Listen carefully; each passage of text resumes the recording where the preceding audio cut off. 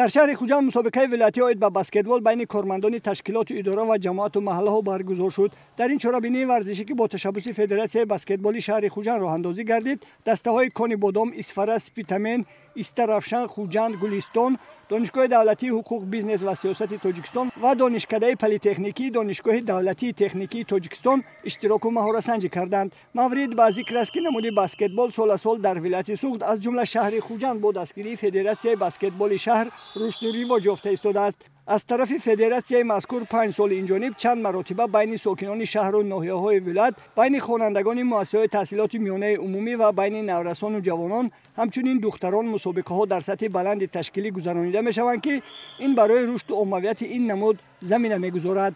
یادآور می‌شویم که برای مشغول شدن به نمودهای والیبال و بسکتبال امروز در همه منطقه‌های کشور از جمله در ولایت سوخت شرایط‌های ضروری فراهمند. در تمام تالارهای ورزشی، مؤسسات تحصیلات میانه عمومی، دانشگاه‌ها و کالج‌ها امکانیتی به این نمود ورزش مشغول شدن موجود است. از این رو باید این نمود ورزش باز هم عمومی‌تر گردد.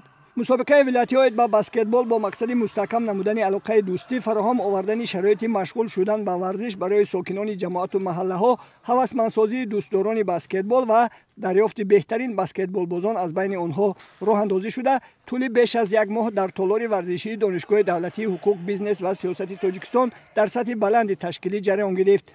در این مسابقه بسکتبال بازان دسته های کانی بادام و سپیتامین مهارت خوب نشان داده به گرفتن 2 مقام سوم مشرف شدند. برای دریافت جای اول و جام مسابقه دسته های دانشگاه دولتی حقوق بیزنس و سیاست تاجیکستان و دانشکده پلی‌تکنیکی دانشگاه دولتی تکنیکی تاجیکستان در شهر خوجند در دور نهایی بین هم واخوری دویر نمودند. در دیدار نهایی ورزشکاران دسته دانشگاه دولتی حقوق بیزنس و سیاست تاجیکستان مهارت بلند نشان داده صاحب مقام اول و جام مسابقه شدند.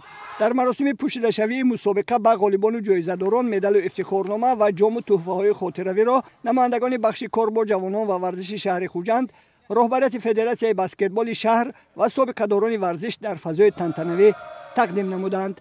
منتداری خود را به تشکیل کنندگان مسابقه فدراسیون بسکتبال شهر خوجند منتداری خود را اظهار نموده در آینده می‌خواهیم پرچم تاجیکستان را بلند برداریم و دسته منتخب تاجیکستان را نیز اشتراک کرده جایهای سزاوار را اشغال کنیم. در ولایت سوخت بسکتبال خیلی رشد کرده ایستاده است.